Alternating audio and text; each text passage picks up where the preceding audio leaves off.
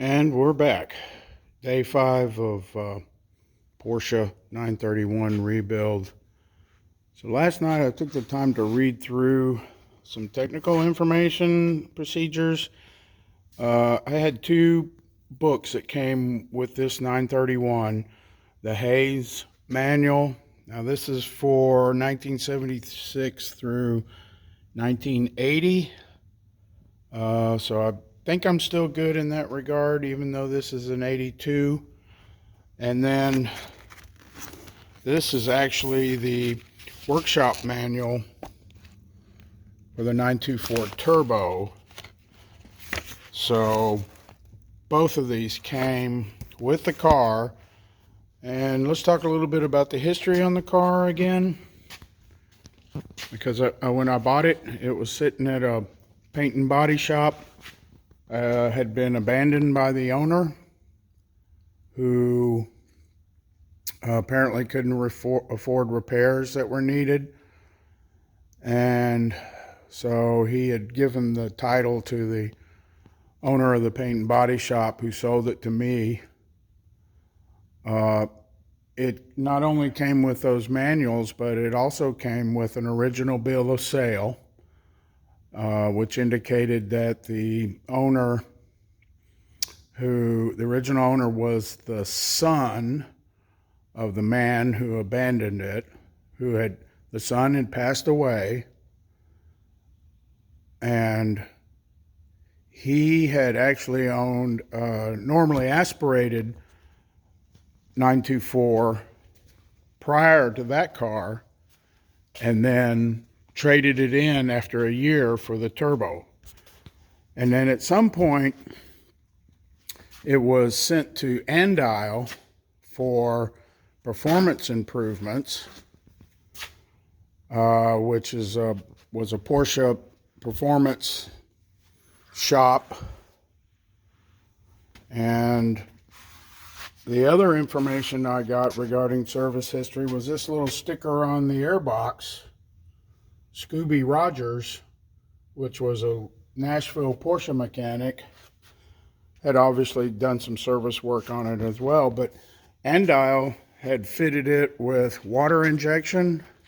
I suspect the Turbo had, the wastegate was probably shimmed or had a different spring rate in it to increase boost. And that's about the extent of the service history I have on the car. Also, Andile fitted it with these aftermarket gauges. I discussed that with you guys as I was taking the car apart, because there's a oil temperature sensor and that boost gauge, which were not OE to the 924 Turbo. So I've made a spot here to put the parts I'm about ready to pull off the engine, the head, the turbo, a clean area, because one thing that the Hayes manual reiterates over and over is that these mating surfaces must be kept clean. Also, I'm trying to contact Hoffman Machine Shop in Georgia regarding the head. After I read through the procedures on the rebuilding the head, it's a little bit more than I want to tackle, requires some specialized tools. So I'm going to see if Hoffman will do the head work for me. And then I think the engine block, pistons, rings, the bearings, all that are pretty easy to deal with. So that's where I'm at this moment. Right now, I'm going to get in here and pull the turbo off, the oil pump, that motor mount, passenger side, the intake, which that looks like it's going to be a lot of fun because those nuts are super rusty. You've got the distributor, and that's part of the cooling system. That's actually a oil pressure sender, which is in the weirdest spot, not even close to the oil pump. Very strange. And what else needs to come off? Obviously the head, water pump, thermostat. So we'll start taking all this apart and we'll see where it goes from there. So a couple interesting things. When I was pulling the turbo off, I found a exhaust gasket trapped behind it. So at some point this exhaust has been off. Also, the turbo bracket mounts, these 4 bolts here, I think most of those were missing, unless I took them off earlier, removing other components. Getting the one bolt that goes up into that flange is troublesome, and I would not want to have to do that underneath the car. It would really, really suck. So, and you can see there's a nut missing on the exhaust because I haven't even started on those. I know they're going to be really troublesome. So that's all for now. So the exhaust manifold wasn't quite as bad as I thought it would be. Didn't have to use a torch or anything to get those out. However, there was on the passenger side motor mount, the bolt that was in here would not come out. I tried heating it with a torch. It wouldn't break free. So I got in there with a grinder, and it's been my experience a lot of times when you hit those bolts with a grinder and superheat them, because they'll get red hot, as soon as you get the head sheared off, it'll start to spin. And that's exactly what happened, which is fine, because it just saves me from having to extract the stub.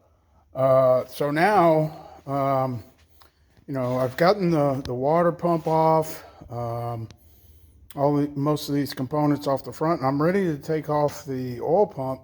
However, this 24 millimeter bolt that goes into the nose of the crank, well, she's not wanting to budge. And if you think about that, every time you spin that crank with a tool, you are tightening that bolt because you're spinning clockwise, and that joker is frozen up. I've tried a couple of breaker bars. My breaker bar's flexing. A little bit concerned about putting 300 foot-pounds of torque on something that, it joins into the nose of the crank, although you would think it could handle that. So what I did, because there's no way to keep the crank from spinning, I put a couple of flywheel bolts in the other side of the crank and ran this bar through the stand, and that's holding it steady. But I'm putting a lot of force on that sucker. I got one more trick to try with another breaker bar, and then I may have to look into getting a heavier impact wrench, because all I have right now is this little battery powered one, which only does about 100 foot-pounds. So that's where I'm at there. I got a couple other things I could do. I could pull the head without worrying about that oil pump for now. I need to get the distributor off the back. Want to read about that a little, make sure I don't monkey that up. So we'll be doing some more stuff here directly. So the distributor's off, and I took the cam cover off. I'm no expert. That cam looks pretty good. I don't see heavy wear, maybe a little. The only way to tell is to mic it. There's a bit of a spot there. So Haynes book has you pulling the cam out, tappets and all that. I think I'm just going to go ahead and pull the head directly off because the valves are pretty deeply inset in the head. So that'll give me a good look at the pistons and the rings, see if there's any bore scoring. We're getting close. Well, the head is off. And valves don't look that bad to me. Head should be at top dead center.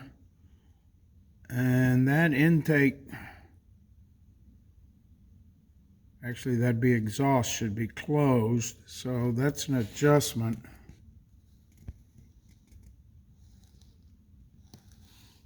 And you can kind of see down in there.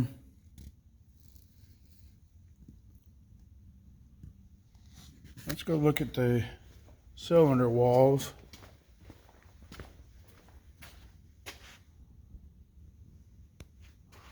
So you can see clearly where this car sat for an extended period of time. Got some corrosion at the top of the cylinders.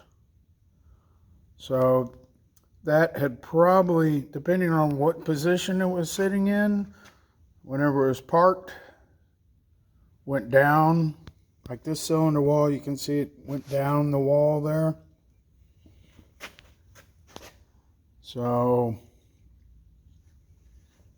I mean, at very least, these cylinder walls are going to need to be honed. And if you look at the piston, it doesn't appear to be perfectly aligned in the cylinder, which would tell me ring wear. Like that one, a little egg-shaped. So I'm going to rotate this thing a couple of times and just look at this some more. But I mean, it'd be insane not to replace the rings at this point and the rod bearings. I mean, just something that needs to be done.